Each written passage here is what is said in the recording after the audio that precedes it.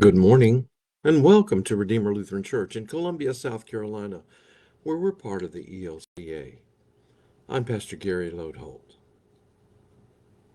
Let me remind you of a true story that happened at the seminary I attended. Each year, they make a composite picture of all the graduates. Part of the design each year includes a Bible verse voted on by the graduating class that is intended to somewhat represent that class. One day, as the time for choosing that verse was near, two students encountered the New Testament professor walking through the campus and asked him, "Professor, when you think of our class, what Bible verse comes to mind?" Without a moment's hesitation, the professor answered, "John 11:35." The students rushed to their rooms to look up the passage and found the verse that said, "Jesus wept." I need to say now that it wasn't my class they were talking about. Still, I told that funny, true story simply to point out that one small Bible verse, Jesus wept. Jesus had emotions. Jesus expressed emotions. Rather often, I'm talking with someone who is upset about something, and they say, "I shouldn't feel this way." And I tend to answer back, God gave us our emotions and expects us to use them. Our feelings are okay, and our feelings are important. This week in our time together after Easter, I want us to walk once again through Holy Week and Easter, this time with an eye toward the emotions of the week.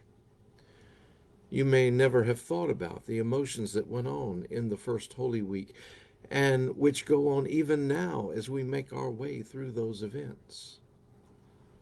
I'm calling this week Easter Emotions, and today we begin with Palm Sunday and the feeling of anticipation. Anticipation is a hopeful feeling, stretching toward the future. Maybe you remember one of the best TV commercials of all time with the song Anticipation by Carly Simon playing while the screen simply shows a bottle of ketchup slowly, ever so slowly, waiting for the ketchup to come out. It was the definition of anticipation as you imagined and waited for the delicious taste on its way. Well, on Palm Sunday, what people knew was that Jesus was on his way.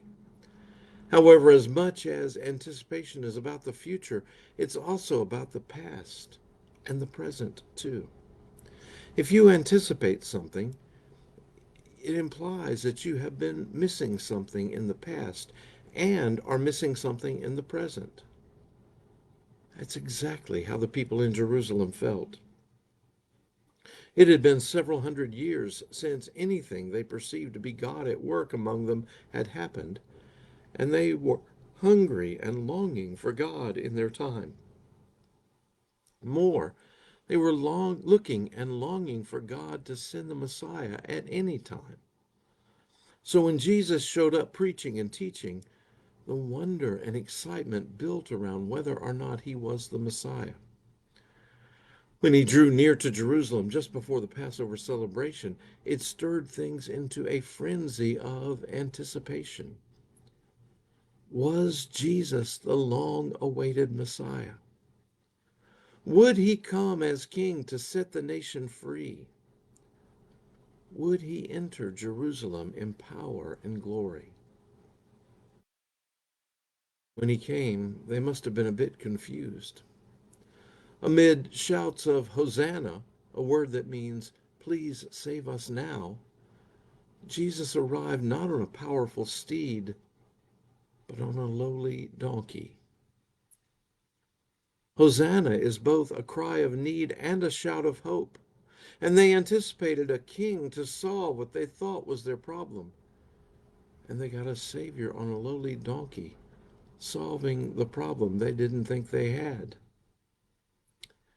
You see, it's important for us to note that Jesus came to them, that Jesus always comes to us first.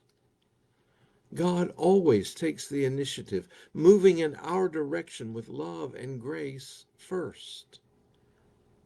Jesus came into Jerusalem in order to save. More, his kingship was one hidden under humility. Jesus didn't come in power. He came in order to suffer and die for us. And even more, so often our expectations are too small. God's mercy is larger than we can imagine. The good news is that Jesus still comes. God's grace still comes to us. God meets us in our anticipation and longing, not after we get it right.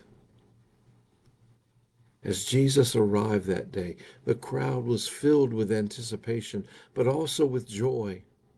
And maybe it's a joy we can join in.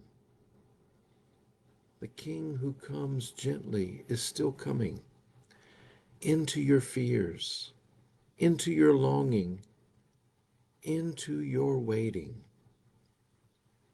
Anticipate him. Shout Hosanna. He comes in grace. Thanks for sharing these moments with me. And remember to let this day belong to God.